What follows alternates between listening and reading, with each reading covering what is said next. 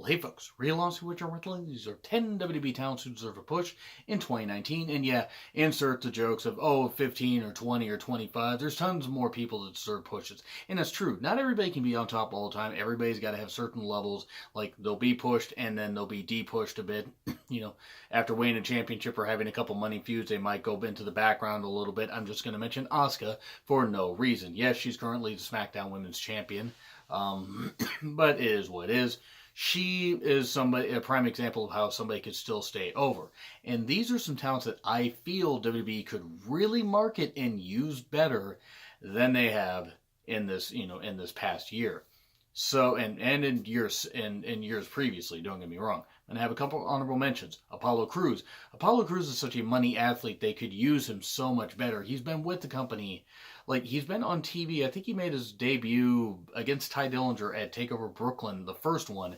He beat him there. He beat Tyler Breeze to TakeOver Respect, lost to Baron Corbin to TakeOver London, faced Elias on I believe it was on the dark match of TakeOver Dallas, got called up to the main roster, feuded with Miz, and has done basically nothing besides be part of Titus Worldwide. And now that stable got broken up. Apollo is a great athlete with the right manager. They really should get him a manager. His promo skills are He could be a money goddamn performer. He really could be. And I'm going to keep singing his praises because he is that damn good. And I'm also going to mention one more honorable mention. Bayley. I love Bayley. There are a lot of people watching my channel that love Bayley. I can see if some people don't, that's fine. They had every opportunity with her to make such a great performer out of her. Just make her somebody hugely marketable and stuff like that. And they started fucking it up last year, and they really fucked it up this year. No, this is your life segment, even though they alluded to that earlier, like with Alexa doing the Q&A thing with the fans. It was terrible. But the whole stop-start thing with the Bayley-Sasha feud into like the Elimination Chamber where Sasha betrayed Bayley, and you could have had that go somewhere into Mania, and you didn't. And then they had the whole thing where Bayley finally snapped, attacked Sasha, yelled at her, said, "You ain't shit," and all that. Could have had something go there. Nope. They put him in therapy, fucked all that up. I'm not going to forgive WWE for doing that. There has been plenty of good stuff in WWE this year. I don't know if I'm going to do my worst matches of the year list because I've already ranted about enough bad stuff on Raw, SmackDown, and on pay-per-views. Honestly, at this point, it would be like beating a dead horse. But the reason I wanted to give Bayley an honorable mention is because she could still be salvageable. She's still really good and marketable and could be a great, beacon of hope for a lot of young men and women, especially a lot of young girls. And just, they fucked it up, and I just hate it. I hate that they fucked it up twice with Sasha. They could have had such a big feud. And now they're tag teaming. But whatever. Now let's get on to the countdown proper with number 10, Bobby Lashley. I'm this close to giving up on them using Bobby Lashley correctly. They have fucked him royally from the whole I love my sisters thing, and Lashley just looking like, what have I done? And then the whole Lashley sisters thing, which was absolutely atrocious. Sami Zayn looked uncomfortable. Lashley was just like, yeah, I'll laugh about this kind of stuff. The three guys that were dressed up like women, it was absolutely abysmal. Lashley ended up beating up Sami Zayn. Then beat Roman Reigns at Extreme Rules, then lost to him 8 days later. Has not been used the same since. They turned him heel. Okay, fine, they turned him heel. Beating up Kevin Owens. And now he's grabbing his ass, showing his ass to people. Like, doing the glute squat or whatever, this kind of stuff. And he looks so uncomfortable with it. He deserves a goddamn push. He deserves to be made the silent ass kicker. He doesn't say a thing. And he has a better mouthpiece than Leo Rush. Sorry, Leo ain't it. He ain't it. He's driving more interest away from Lashley when you should be driving interest towards him. Lashley is a money performer that could be used a whole lot better and hopefully will be in 2019, but I'm not that optimistic. Now we move on to number 9, The Revival. I sung praises of The Revival for about 3 years by this point. They started to win me over right away when they suddenly, won the tag titles from the Vaudevillains. And that was a great moment. And they had those great series of matches with American Alpha and AOP, and, DIY, probably my favorite TakeOver match of all time. DIY versus the Revival 2 out of 3 Falls match at TakeOver Toronto. That was absolutely tremendous. This is a prime example, though, of how Vince does hate tag team wrestling. Now, yes, Dash and Dawson also got injured at the worst possible time, and from Raw 25 to even now, they have barely been used. Anytime they've been used, it's been like, jobbing and this kind of stuff. And I hope the very end of 2018, the last couple weeks is maybe a sign that they're going to be used better and that they get a tag title run that they deserve in 2019. But I fear that's not going to happen. But I'm cautiously optimistic because I love the Revival. They were a great throwback tag team and they are very, very good in the ring and could work in New Japan, could work in Ring of Honor if they decided to go anywhere. But WWE has a team that could be right up there with the Usos, New Day, The Bar as being like trendsetters and doing so well on the main roster if they would just give them a damn chance to actually show that they can wrestle. Number 8, Ember Moon, Derb's favorite woman, or at least one of, or actually the favorite woman of many. Honestly, Ember is a tremendous performer. She is. And I'm going to say words like that, tremendous performer, quite often. Ember really is damn good. I gotta admit, at first, I was, captivated by her persona. I think that she certainly has a lot of, marketability and a lot of great fire to her. It took me a bit to really get over with her, and like that feud with Asuka did work. Her title run, from TakeOver War Games 1 to TakeOver New Orleans this year, not all that great, but it wasn't booked all that great. Ember is a really good performer and has been just basically floundering on Raw since they called her up. It just has not worked. And I'm not saying go get rid of her or this kind of stuff. Quite the contrary.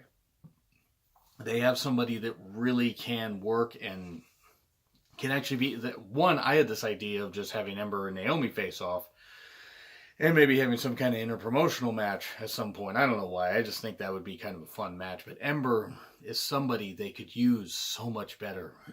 And hopefully can be. Hopefully she can get a title run by maybe SummerSlam or something. If you have to put her on SmackDown, put her on SmackDown. She could be somebody that you really could use a whole ton better. And as if WWE is watching this. But Ember is someone that is totally marketable and is a great, great performer and can get the crowd on her side. Hopefully they realize that next year.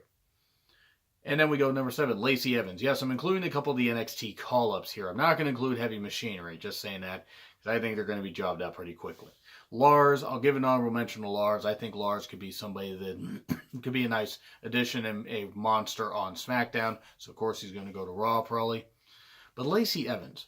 Now, I gotta admit, when I first saw her, before she started doing a ton of the pin-up stuff and really getting this woman's right, persona going, the throwback to the 50s housewife, till she started getting that going, I saw potential in her, and I go, okay, it's gonna take time. It might take a couple years, but it's gonna work. And it has worked. She had a really good series of matches with Kairi Sane. She has improved dramatically in the ring.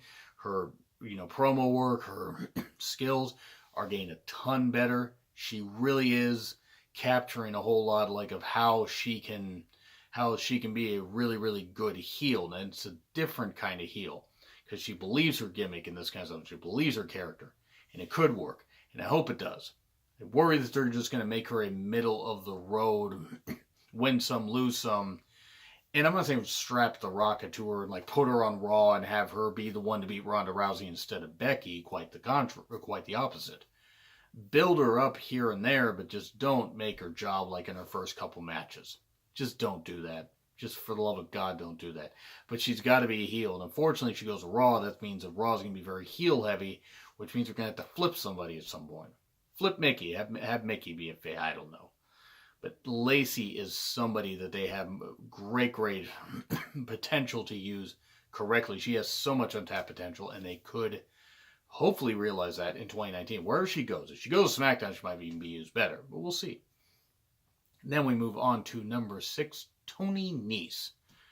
Tony Nese is probably the most underappreciated guy on 205 Live. And I've sung his praises for a while, especially since seeing him in the Cruiserweight Classic and being very impressed with him. Anytime I find out he's going to be on 205 Live, I'm very interested. The guy, his promos are here and there. I'm not saying promos are necessarily his thing. But match-wise, the guy puts on great quality performances. Or above quality performances. He's always great to watch in the ring. The whole Nese to the face, the running Nese. But the fact that he's so strong yet agile, he's a great. He reminds me a bit of like a jacked up Dean Malenko. I'm not saying he's as technical as Dean Malenko, but he hits with that much sudden impact. It really does. It really does work watching Tony Nese in the ring. It's just something really works about it. Now again, promos aren't necessarily his thing.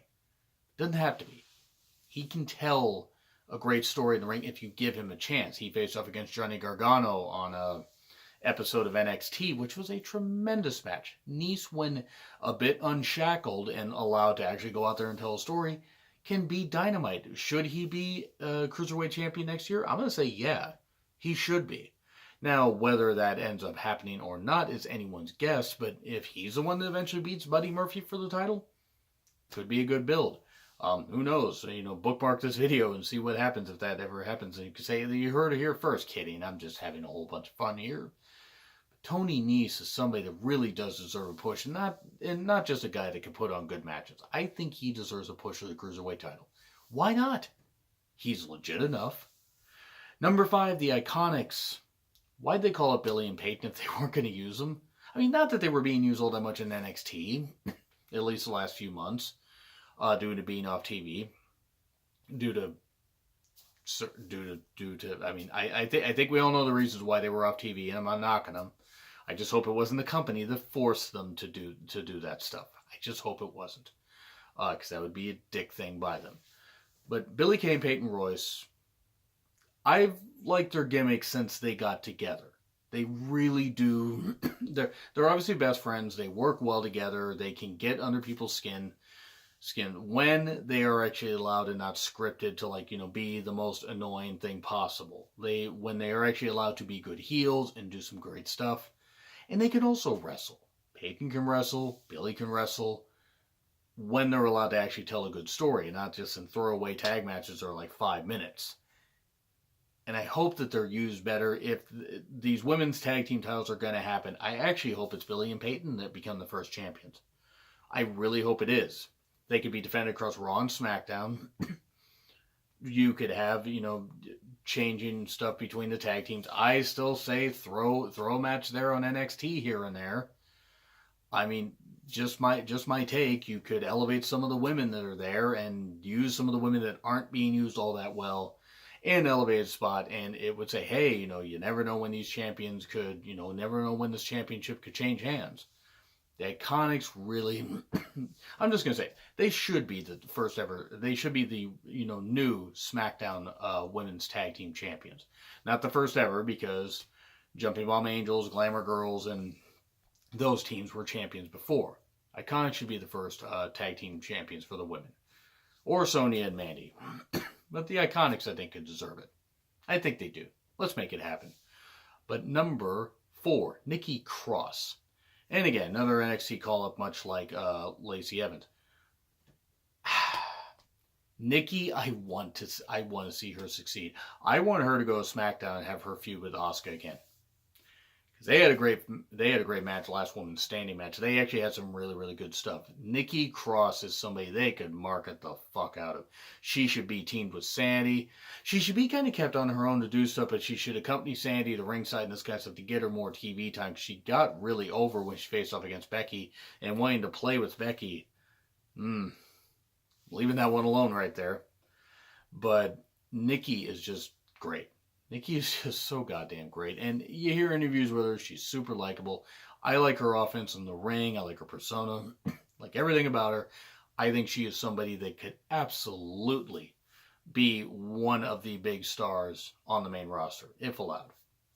Number 3, Sonya Deville. Yes, you're probably annoyed with me singing Sonya Deville's praises by this point. But guess what? I'm not going to stop singing Sonya Deville's praises.